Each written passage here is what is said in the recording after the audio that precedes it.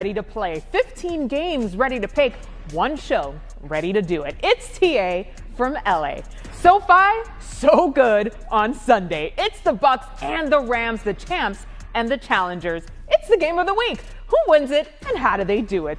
Every Friday, we predict the points. And this week, we've spotted a couple shootouts, a potential shutout, and a couple of games that might just be blowouts. Plus, we're putting some favorites on upset alert. Feelings on mute, volume on high, because when you hear this sound, yeah, consider yourself warned. Every game, every winner, every score.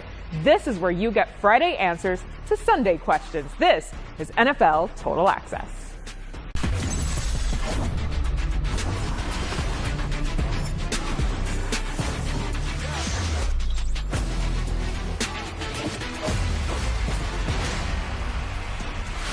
Welcome into TA from LA. My name is MJ Acosta-Ruiz, and brace yourselves, friends, because James Jones, the upset king himself, is in studio with me tonight. We've got another Super Bowl champ on deck as well. Michael Robinson will be joining us too. But let's find out who will not be joining their teams this weekend with who's in and who's out. Our NFL Network insider Ian Rappaport joins me now. Ian, let's start in Pittsburgh. What is Ben Roethlisberger's status versus the Bengals? MJ, there was some questions about Roethlisberger ever since he popped up on the injury report with a left pectoral injury. Actually didn't practice early in the week. So you wonder, is this something that really would affect him? Probably not. He did practice fully earlier today. Roethlisberger actually not even listed on the injury report, so he is good to go against these Cincinnati Bengals. But obviously, this left pec injury is something we are going to continue to watch. Meanwhile, positive development for the Indianapolis Colts. So obviously, a lot more questions than Roethlisberger just about the status of Carson Wentz. Did not practice Wednesday or Thursday, but was out at practice today for the Colts. A little bit of a surprise and looked to be moving really well. Remember, he sprained both ankles. He's officially listed as questionable. They may take it up to game time, but from what I understand, they are gearing him up to start, barring some sort of setback tomorrow. More positive news for the Cleveland Browns. Odell Beckham Jr., he is going to play his first game since tearing his ACL midway through last season, was a full participant all throughout the week off the injury report. He is good to go. Great news there for the Browns. Not as good news, though, for the Carolina Panthers. The game last night involved a serious injury to their big-time star. Christian McCaffrey is expected to miss a couple weeks, I'm told, a few weeks with a hamstring injury. Spent most of the day getting tests, still going to seek medical opinions, and at this point, injury reserve is not a consideration, but McCaffrey expected to be on the sideline for the next couple weeks. Right, Ian, we will see how the Panthers adjust on Sunday versus Dallas. Also, they're dealing with that J.C. Horn injury as well. It looks like he will be out 2 to 3 months with that broken foot. Meanwhile, this Sunday, it's an old-fashioned quarterback duel in KC with Justin Herbert trying to outdo Patrick Mahomes. They'll be competitors on the field, but off of it, they have plenty of nice things to say about each other. Huge play here for Herbert. I mean, the way he's able to throw some of these throws. That's where he's looking. That's where he's throwing. Mike Williams caught touchdown. His arm talent is crazy. He definitely does it in his own way. He's always hitting it perfectly in there. What a beautiful pass by Herbert. I think he's incredibly smart. I think he's able to make every throw on the field. Mahomes throws it. Tyreek Hill makes the catch, burning the defender. Touchdown! And you can never outrun his arm. A throw that only really a handful of people ever could make, and Patrick Mahomes does it. Yep, game recognized game. As promised, James Jones and Michael Robinson with me. And guys, I'm going to go ahead and put you right to work as we get into a little three-point stance here. Hey, M-Rob, why don't you lay out the 3 points for the Chargers to upset the Chiefs on Sunday? Yeah, MJ, first and foremost, the Chargers have to control the line of scrimmage. And that that means running the football. That also means getting after Patrick Mahomes. But when you run the football with Austin Eckler, who's averaging 4.6 yards a carry right now, I think he needs even more carries. You wear down this defense. If you want to look at something that's a negative with this Kansas City Chiefs team, it's that run defense. They're ranked last in the National Football League, giving up 202 rush yards per game. Yeah, I said it, 202. Number 2, limit explosive plays. We all know exactly how Travis Kelce and Tyreek Hill can open a game wide open by just stretching the field. When you stretch the field, that's when the run game comes into play. That's when the underneath passes come into play. This also involves Derwin James. You need a healthy Derwin James to totally eliminate Travis Kelce, who is one of the leaders in touchdown receptions with 4 right now. And then you can double Tyreek Hill. Number 3, and this may be the most important issue that they can't have. Don't turn the football over.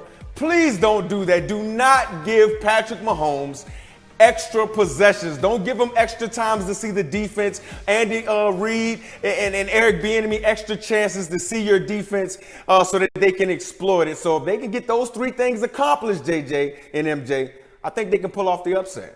You know what, man? As you talking like that, I already know who you're going to pick. You know what I mean? But I'm going to go back to your number 2, and that is the explosive plays. They have to eliminate that. Tyreek Hill is the deep threat. Tyreek Hill is the explosive player coming out of the backfield, coming out at wide receiver. You have to eliminate that. Go back to the tape and see what Baltimore did to him. Baltimore pressed him and had help over the top, and they said, we'll worry about Travis Kelce with our linebackers, with our safety, but make sure you will limit Tyreek Hill with them explosive plays, because the Chiefs don't want to go 15, 16, 12 play drives down the field. They're looking for that shot. Take that away, they're going to be just fine. Yeah, we didn't see him at all in that game against the Ravens. But when we're talking about this QB matchup, don't forget, guys, the only other time that Herbert and Mahomes went up against each other, that was week 2 of last year. Herbert actually had more pass yards. 9 more, to be exact.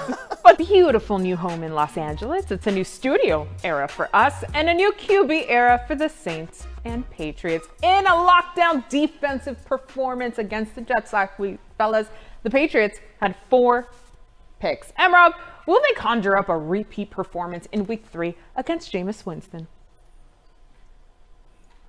Well, I'm just going to look at the data, just look at history. I got to say yes. I mean, you look at the Patriots, they got 49 interceptions since 2019. They know how to take the ball away from opposing offenses. And, you know, Bill Belichick does a great job of disguising things. What a quarterback sees pre-snap is not what he's going to see post-snap. And then you just look at Jameis Winston, the game last week. I mean, the guy been in the league for a while. We even talk about that season where he threw 30 interceptions. I know JJ don't like to hear me say that, but yeah, he threw 30 interceptions. And last week was his career low in passer rating. The guy had a 26 passer rating last week. Come on, man. I think Bill Belichick and the Patriots defense, they're going to go all off. They're going to take the ball away from him a few times. And I think they get the dub. I think the Patriots win this game 14-10. It'll be a close one because Sean Payton is the other head coach over there. But yeah, man, I think the Patriots take this one. You know, I've been waiting on a game like this. The reason why is because we know Jameis turns the football over. But he came here with Sean Payton to fix that. So you just had a bad game, and now you're with Sean Payton. Let's fix it. And they will. He will not turn the ball over against this defense. They will bounce back. And the reason why is because Sean Payton is not going to let them. That ball is going to Alvin Kamara, number 41. They are going to run that ball. It's going to be heavy run. Just like you said about Tom, he is going to get this ball out, short passes, get it into his playmakers' hands, and let them go to work. But he will not make those decisions he made last week. Not because I believe in Jameis, because I believe in Sean Payton, and I believe Jameis is growing, and he will grow. And they are going to get this W, 28-21 Saints. JJ, hold up, you behind man. me. I Stop don't the hear nothing presses, behind me. please. Bruh, do I got to repeat it every single block? Just because you say it doesn't mean it's going to happen, man. Oh, man. You're talking about Jameis Winston, and Alvin Kamara can't throw the ball to himself. I look forward to Sundays. I look forward to Sundays. I look forward to Sundays after hearing you talk this crazy stuff. I look forward to Sundays to prove you wrong. And just like I texted you last week, I'm just going to send you the smiley face once I'm right again. Just the smiley. I would like a copy or a screenshot of those texts, please. Come on, man. We need to see this interaction. But it's interesting, JJ, because I've got the same score as you, but a different team. I see the Patriots taking this one 28-21. But hold on, let's not take note here of M-Rob's scoreline, 14-10. That's low, man. Yeah. That is a low. So per M-Rob, that's how you know it's wrong. It's going to be a defensive slugfest in all of this. All right, here, let's take a look at the AFC standings heading into week 3. Patriots currently in 3rd place, looking to gain some ground this weekend. My Dolphins right above them, although we're in a little fight right now. Jacoby Brissett in